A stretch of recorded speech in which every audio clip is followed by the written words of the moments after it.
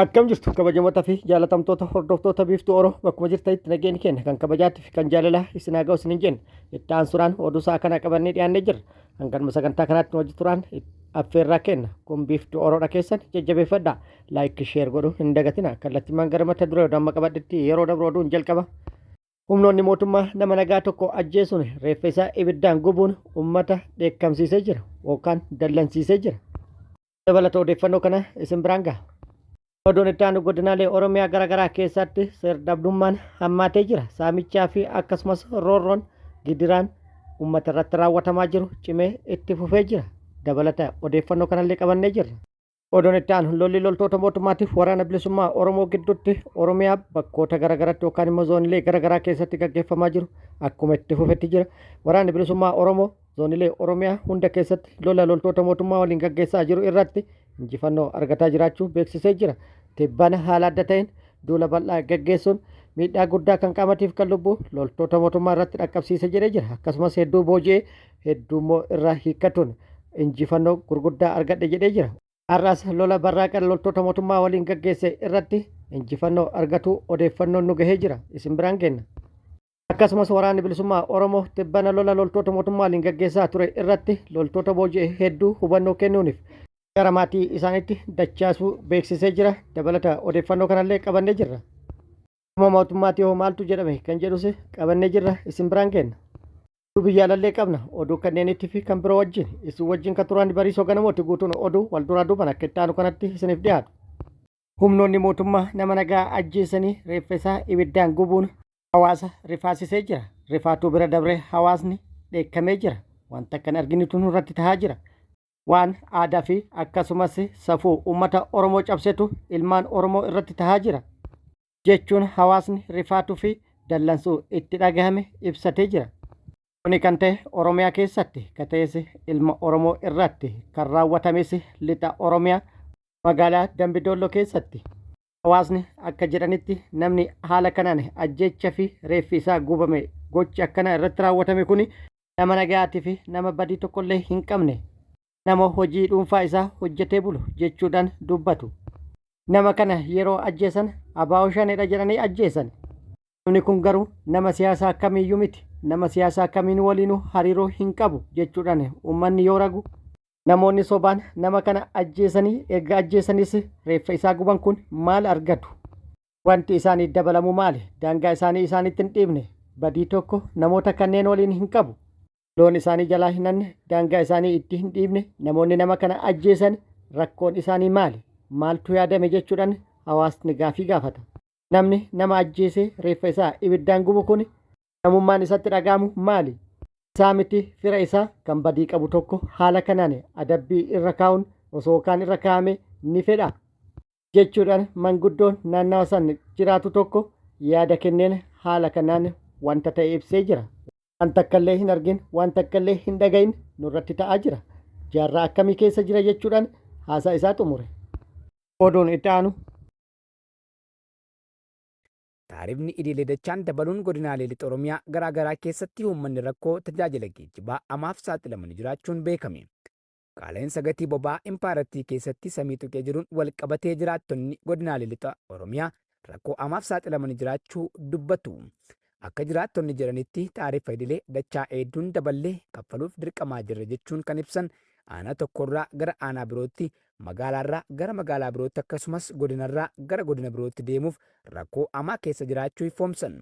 Ittuma dabaluun jiraattonni daballi gatii geejjibaa yoo himan magaalaa Gimbiirraa kaasee hanga aanaa Ganjiitti 400 kan ture amma gara 1000 Naqamtee kaasee hanga Ayiraatti qarshii 600 kan ture yeroo ammaa hanga maallaqa 3000tti magaalaa Naqamtee gara Beddellee maallaqa 700 ka ture amma hanga maallaqa 4000tti Beddellee mattu 400 kan ture amma gara 2000tti ol guddachuu Gimbii Gullisoo 150 kan ture amma hanga maallaqa 1500tti magaalaa Naqamtee gara Gimbii 400 kan ture amma hanga 2000tti Naqamtee Najjoo 700 kan ture amma hanga 4000 Naqamtee Baakoo 800 kan ture amma hanga 3000 Naqamtee Canqaa 1000 kan ture amma 4000tti ol guddachuu jiraattonni ifoomsan.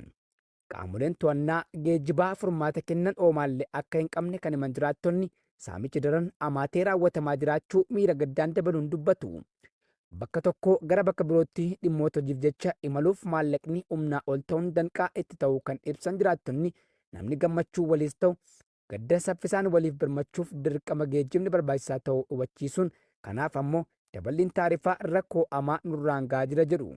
Rakkoo kanaaf furmaatni saamicha hamaa raawwatamaa jiruuf faloon uummatni dammaqee tokkummaadhaan gamtaa toluun mirga isaa falmachuudha jechuun jiraattonni tokko tokko dhaammataniiru. Oduun itti aanu godinaalee Oromiyaa garaagaraa keessatti roorroon dararaa fi gidiraan uummata nagaa irratti raawwatamaa jiru sadarkaa uummanni baadhachuu hin dandeenye irra gahe jechuudhaan jiraattonni komii kaasanii jiru. Roorroon uummata irratti deemaa jiru uummata abdii kutachiisee jira. Dabalata odeeffannoo kana akka itti aanutti qabannee jirra. Godina Wallagga Lixaa aanaa Najjoo bulchiinsa magaalaa Najjoo keessatti jala deemtonni sirnichaa eebila 22 bara 2026 irraa eegaluutiin haga yeroo odeessi kun qindaa'etti maqaa ijaarsa manaa jedhuun qarshii 32 saamaa jiraachuu jiraattonni himaniiru. Jiraattonni gandichaa wayiif akka himanitti murni maafiyaa biltiginnaa hawaasa nagaa jiruu fi jireenya isaa gaggeeffachuuf harka qalleessi homaa wal harkaa hin qabne hojii guyyaa hojjetee mana dhuunfaa isaa gaafa ijaarratu gatii bittaa lafaa kaffalee kaartaa fi pilaanii kaffalee baasii ijaarsa manaa erga xumuree booda gatii eeyyama ijaarsa manaa jechuun addatti saamaa jiraachuu fi baatii ja'affaa bara 2026 osoo hin kaffaliin yoo geessan qarshii 100,000 fi 13,000 kaffaltu jechuun dararaa jiraachuu addeessaniiru. Murni saamtota biltiginnaa garaa isaanii guuttachuuf kan jiraatan kaffaltii maqaa garaa moggaafachuun saamicha daangaa hin qabne hawaasa keessaa dhalatan irratti raawwachuun faayidaa dhuunfaa isaaniif kan oolu magaalota gurguddaa keessatti abbaa gamoo ta'uu nyaatanii dhuganii garaa isaanii guuttatanii dhiigaa fi dafqa haadha hiyyeessaatti baacuun ilmaan Oromoo beelaa fi hongee ficcisiisaa jiraachuun isaanii beekamee jira. Godina Harargee Lixaa aanaa Doobbaa Ardaa Ifa Amaan jedhamu irraa ergamtoonni bilisiginnaa faayidaa dhuunfaa isaanii qofaaf iddoo kennan hawaasa hunda dirqamsiisanii afaan qawween lafa milishaa humnaan qochisiisaa jiraachuu maddeen himanii jiru. Jaliiwwan sirnichaa afaan qawween hawaasa gara fedhii isaaniitti oofuu baran eebila 22,2026 qonnaan bultoota maqaan isaanii Abdullaziz Usmaa'el, Kadir Abdallaa, Saadii Usmaanii fi kanneen biroo hedduu ta'an irratti badii tokko malee reebicha ulfaataa raawwachuu maddeen itti dabaluun ibsanii jiru. Qonnaan bultoonni kunneen sababa qonnaa lafa milishaa irraa hafaniif ergama qaama biraa qabdu kanaaf lafa milishaa qotuu diddan jechuun reebicha ulfaataa kan irratti raawwatan ta'uun baramee jira. Akkuma aanicha guutummaatti lukeeleen bilisiginnaa hawaasa hiraarsuun qarshii ittiin jiratan walitti guurachuu irraa eegalee hanga lafa isaanii humnaan qochisiifachuutti kan ga'an daba sirnoota gita bittaa darban keessatti raawwatamaa ture haaromsanii itti fayyadamaa jiraachuu mul'isa. Godina Lixa Shaggar aanaa Dirreen Cinnii ganda buuyyamaa Daalfoo jedhamu keessatti ergamtoonni bilisiginnaa maqaa deeggarsa milishaa jedhuun jiraattota irraa qarshii 2,500 xaafii qunnaa tokkoo fi garbuu qunnaa 2 afaan qawween guuraa jiraachuu maddeen argamanii jiru. Kana malees lukkeeleen sirnichaa kunneen tooftaa kan birootiin hawaasa saaman kalaquun waraqaa eenyummeessaa dijitaala yoo baafattan malee tajaajila hawaasummaa tokkollee hin argattan jechuun hawaasa gandichaa akka malee raarsaa jiraachuun maddeen itti dabaluun eeranii jiru. Kadhaa fi liqiidhaan jiraachuun kan beekamtu Impaayar Itoophiyaa kufaatii dinagdee roga maraan ishee mudate irraa dandamachiisuuf jecha ergamtoonni ishee goleewwan Oromiyaa cufa keessatti akkuma fedhan bobba'uun saamicha daangaa darbeen dinagdee ilmaan Oromoo golgoleessaa jiru. Oduun itti aanu lolli loltoota mootummaatti waraana bilisummaa Oromoo gidduutti Oromiyaa zoonilee garaagaraa keessatti gaggeeffamaa jiru cimee itti fufee jira. Tibbana waraanni bilisummaa Oromoo haala adda ta'een loltoota mootummaa waliin Oromiyaa bakkoota garaagaraatti yookaan zoonilee garaagaraa keessatti lola bal'aa gaggeessaa turee jira. Lola bal'aa gaggeessaa ture irrattis loltoota mootummaa irratti miidhaa guddaa kan qabatiif kan lubbuu dhaqqabsiisuun akkasumas meeshaalee waraanaa hedduu irraa hiikkatuun injifannoo irratti argadhe jedhee jira. Lola gaggeeffamaa ture irratti loltoota mootummaa hedduus booji'uu beeksisee jira. Loltoota booji'es hedduu isaanii hubannoo kennuudhaan gara maatii isaaniitti akka dacha'an taasisaa jiraachuu fi har'as loltoota mootummaa booji'ee ture gara maatii isaaniitti gaggeessee jira. Kun akkuma jirutti ta'ee har'as waraanni bilisummaa Oromoo barraaqaan loltoota mootummaa waliin bakkoota garaagaraatti lola gaggeesse jedhee jira. Lola gaggeesse irrattis injifannoo argadhe jedhee jira. Waboon aanaa diggaa keessatti waraana faashistii BP adabuu beeksise.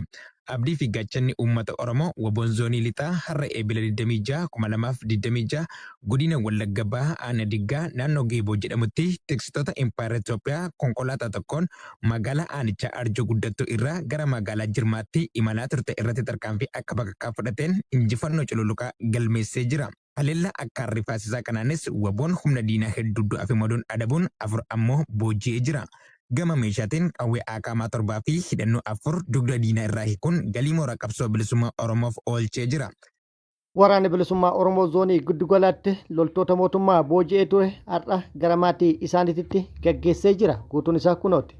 Waraanni bilisummaa Oromoo zoonii giddugala Oromiyaa booji'amtoota harka isaa ture gadhiise.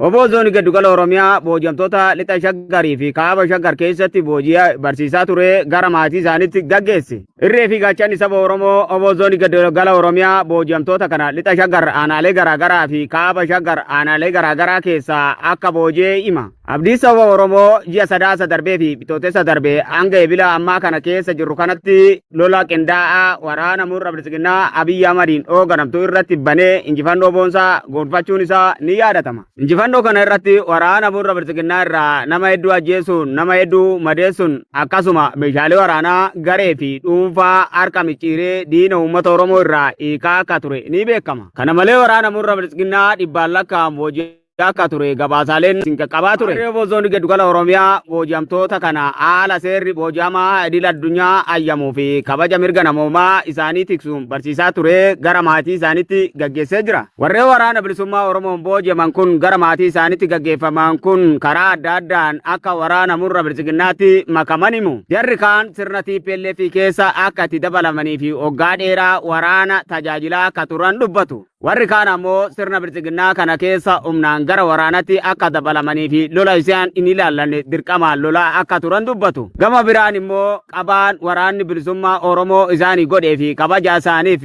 ajaa'ibsiifachuun waraana bilisummaa Oromoo galateeffatanii jiru. Booji'amtoonni waraana bilisummaa Oromoo gara maatii isaaniitti gaggeesse kana waraanni murra bilisiginnaa barbaadee qabaa akka jiruu fi yoo isaan dhaban immoo maatii isaanii rakkisaa akka jiran dubbatu. Gama ajajaa waraana bilisummaa Oromoo zoonii giddugala Oromiyaatiin ergaan darbe nuti safuu fi duudhaa uummata Oromoo qabu akkasuma seera mirgi booji'amaa idil addunyaan baase giddugaleessa godhannee booji'amtoota kanaaf dhiifama goonee gara maatii isaaniitti gaggeessinee jirraa jedhe. Itti dabaluun uummanni Oromoo ijoollee isaa goyyomsaa diinaan fudhatanii lola isaan hin barbaachifne akka hin seenne fi namuu maatii ofii mana isaatti dhoowwachuu akka qabu dhaaman. Gara oduu biyya alaatii argannetti yeroo darbu pirezidaantii Ameerikaa Doonaald Tiraamp irratti yaaliin ajjeechaa taasifamee jira. Pirezidaantii Doonaald irratti yaaliin ajjeesaa taasifamus lubbuun isaa baraaramee jira. Yaaliin ajjeechaa pirezidaanticha irratti raawwate kun immoo akka guutuu Ameerikaatti rifaatuu guddaa uumee jira. Gabaasaaleen Waayit Haawus akka ifoomsanitti affeerraa irbaata Tiraamp irratti argame irratti yeroo dhukaasni baname pirezidaanticha dabalatee namoonni turan hundi isaaniitu teessoo jala galuudhaan of baraaruuf yaalanii turan. Dhukaasa walirraa aansuudhaan baname jedhame namni tokko madaa'u kan himame yoo ta'u, miseensi Sekirit Sarvisii tokko dhiyoorraa itti dhukaafame sababa jaakkeettii rasaasaa qolatu uffateef miidhamarraa baraarame jedhamee jira. Dhukaasa walirraa aansuudhaan dhukaafamaa tureen yookaan dhukaafamee tureen guutuun galma jeeqamee ture jedhamee jira. Humnoonni nageenyaa immoo pirezidaantii Doonaald Tiraamp fi aangaa'ota mootummaa dahoo ta'uudhaan saffisaan galma keessaa baasanii turan jedhamee jira. Namichi dhukaasa banes to'annaa jala ooluun gabaafamee jira.